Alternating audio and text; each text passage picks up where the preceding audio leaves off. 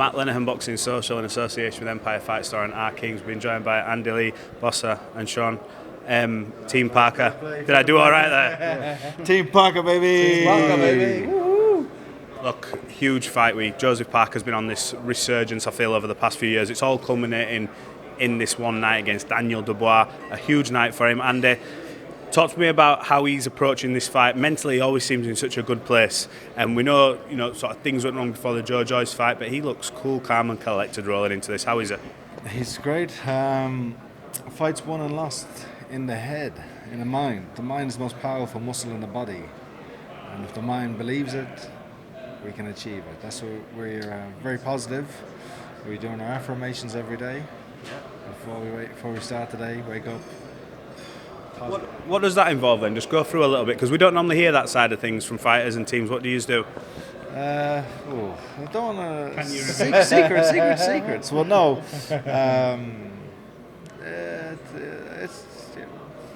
Should I reveal? Should I reveal it? Is it like...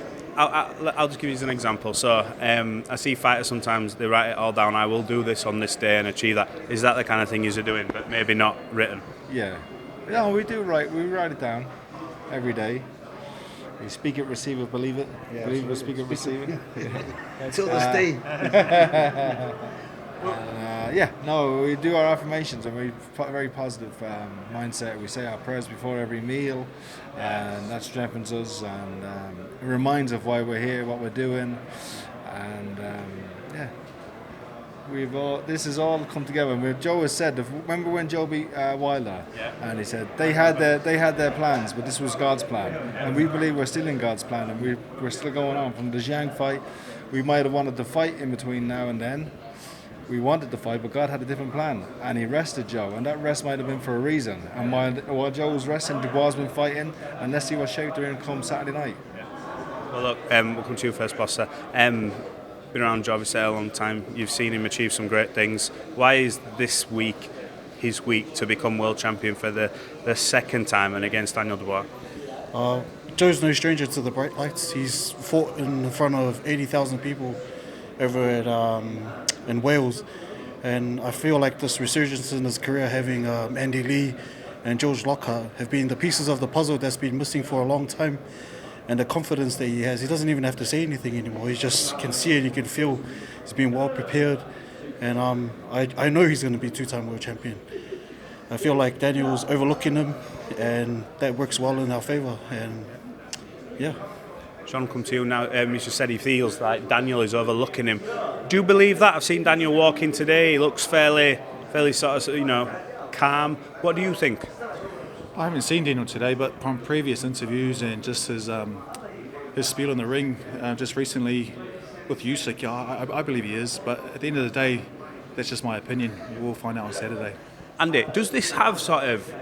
is it a bit reminiscent of the Wilder fight? Going into that fight, I remember thinking, how is everyone overlooking Joe Parker against Wilder? I didn't understand it at the time. I think everyone understood it after, which, for the people who doubted him was a bit of a, wow, we should have given him that respect. Do you feel coming into this fight week, you're in a similar boat where they're looking, going, oh, we need that fight with Usyk, and everyone's sort of talking about that in the background, even got into the ring with him when he had a fight scheduled. Does that say to you he's doing a bit as a business, or he's doing it because, he's thinking too far ahead? We're not looking for any false confidence. We're expecting Dubois to be the best, to be focused on Joe. He's got a great team, Don Charles and Kieran Farrell and the rest of the guys there. They'll have him well drilled. They'll have him well schooled. They'll have a game plan. They'll have they'll have a game. They'll find a way to try and beat Joseph. And that's our job. We've done the opposite. We've got Joe prepared. He's well drilled, sharp as a razor. But I said the most important thing is who believes they will win at this stage. I think now it's a mind game. The training's been done. He's as fit as he can be, conditioned. He's as drilled as he can be. Now just holding it together, believing in himself, and performing.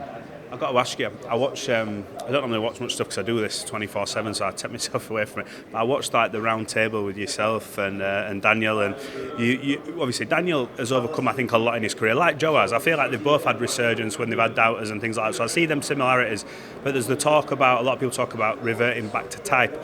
Do you think Joe can potentially break his heart in the fight and make him sort of go back to them places where people do question him, you know, where his back's against the wall? Because Joe's, although I think people talk about his boxing, he's a sharp, big puncher, and he's an accurate puncher, and timing's great.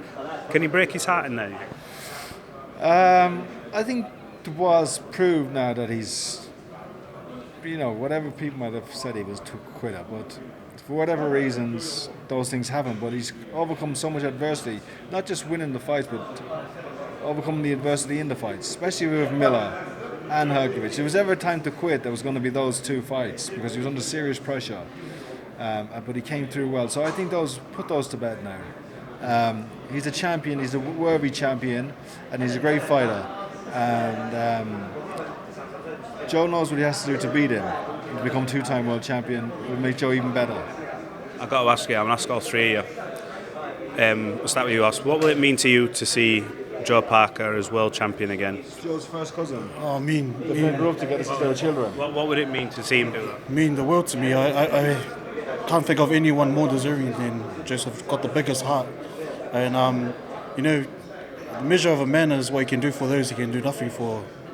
You know, for that person, and he's just one of those guys that he'll do anything to help anybody. He's an awesome guy, and be happy for him if he could win it. Sean, come to you. What would it mean? I think, like Boas has said, it mean the world to me. But I think purely on the basis that because he's sacrificed so much, his family time, you know, his hang out with his friends, but you know, the main thing is that if he wins on Saturday, I would be over the moon for him. And Andy, look, I know you're not just a trainer. I know this isn't just business for you. There's a relationship there, and I can see I've been around you boys long enough. Joe was one of the first guys who gave me an interview when I had no followers. He's that type of guy, so he always got a special place for me. But what would it mean to you to see him go and achieve this? On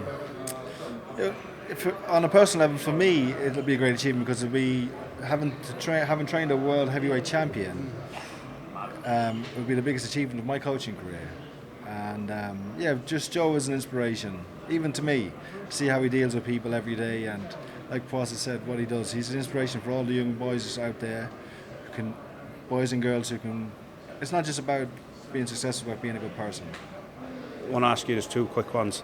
Paddy Donovan, I see he's full on back home.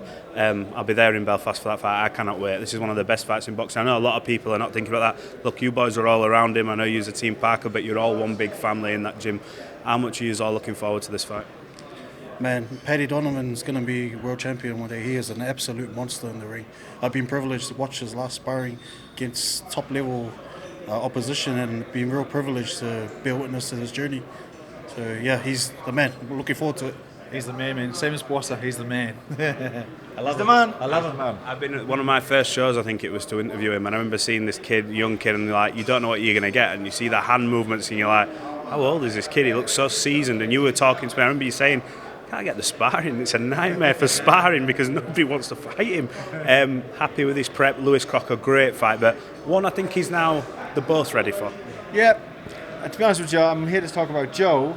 And I don't really like about talking about other fighters when I'm with my own fighter. But Paddy's part of the team. Paddy is part of Team Parker, and as I said, we had to get a world champion to spar him. Was the only person who would accept sparring him. David Avanissian, and what sparring it was. It was like you'd pay for it. It was pay-per-view. David Avanissian, we gave him so much respect and credit. What a professional, what a champion, what a fighter. And they had great sparring sessions, and he's prepared Paddy, and Paddy wins the fight. We'll owe David Avanissian and Neil Marsh a big thank you. Well, look, I'm going to leave it there because, like you say, it is Joe's weekend. Boys, appreciate I think I've met you before, but appreciate it. But we'll catch up after the fight. We wish you all the best. Thank you.